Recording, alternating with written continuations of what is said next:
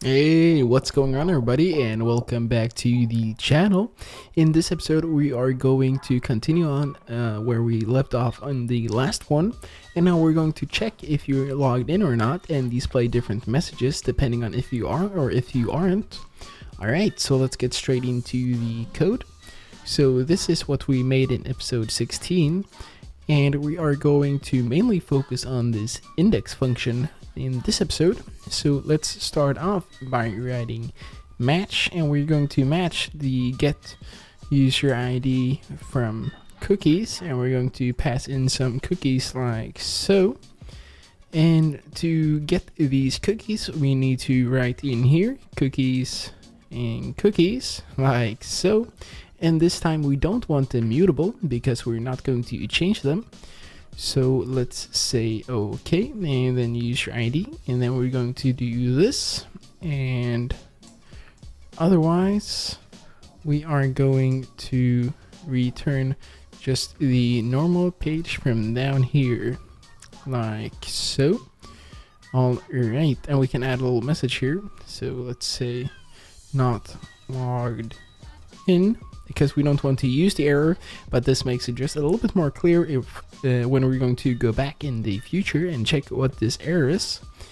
Alright, so here we are going to say simply if the user ID is equal to 1, we want to do this, and else we want to essentially return the same page. And in the next episode, I'm going to show you guys how to get the user ID from the database. So it's going to be a little bit more dynamic, but to keep this short, we are going to just set it to 1 for now. And then if that is true, we want to do the same thing, but instead of saying login page, we want to say you're logged in like so. Alright, so that looks pretty good, but this get user ID from cookies function, that is not something that we've created yet, so let's start by creating that one. So let's say function get user ID from cookies, and we're going to take in some mutable cookies of the cookies type, and we are going to return a result, and it's going to be a I64. And then otherwise it's going to be a standard IO error like so.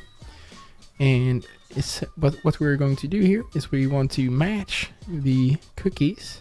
We're going to get the private cookie called session token that we create down here. And we want to say if this cookie exists, so some cookie like so. Then we want to use another function called match. We're going to match the get user ID from session token and we want the cookie and the value that is the session token, and we want to convert that to a string like so. And otherwise, if there is none, so otherwise we want to just return an error. So we are going to return that should be lowercase, return the error. It's going to be a standard IO error like so, and we want to create a new one. So standard IO, and the error kind is going to be other, and then we want to say no token found. All right, and in here we want to say okay user ID, then we want to just say okay user ID like so. And if we get an error, we're going to say error and just return it like so. All right. So this get user ID from session token function that has not been created yet. So let's create that one now. So we are going to say get user ID from session token like so. That's going to take in a session token, that's going to be a string, and then it's going to return a result. So return a result, and that's going to be a I64 or a standard IO error like so. And then we want to use in here, so use episode 17, and we want to use the schema for users sessions like so, and we want to use the DSL and get each and every one of those. And so you do that by writing a star like so.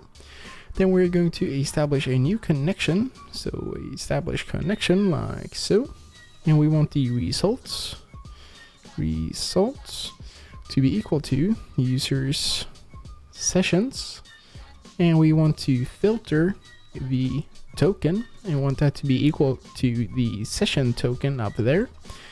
And then we want to limit this to just one, because there can only be one token. That's because they're all created randomly. So we want to limit that to one, and then we want to load. So load, and we're going to load a user's session like so. And we want to use the connection like so. And finally, we want these to expect to error loading sessions like so. All right, so that looks just a little bit better. And then we want to check if the results and length is equal to 1. So essentially, if there is a session token, then we want to say, we want to return that. So okay, results, so the index 0, and then we want to return the user ID like so. And else we want to, let's copy this from here. We want to say, let's say return here, return like so. So we want to say no token found. That's pretty good. All right, so we need to import some new things. So first of all, we want to, for example, use this equal right here. We need to use self and then the diesel and the prelude, and let's get each and every one. And then we also need to grab this users session. So down here you want to say use episode 17, and then just the users sessions like so. And that should be everything. All right, so let's recompile that, and we get an error here saying user sessions is private. So the one we actually want to use is episode 17, and then models, and then user sessions like so. So let's try recompiling that, and hopefully this time it should work just fine. So let's see. All right, so now that is hopefully compiled, let's try again.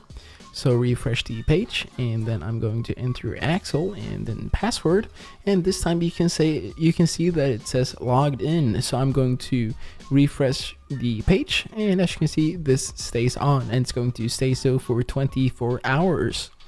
Alright, so hopefully this tutorial was easy to follow, and if you have any questions, you just comment them down below. So good luck and happy coding.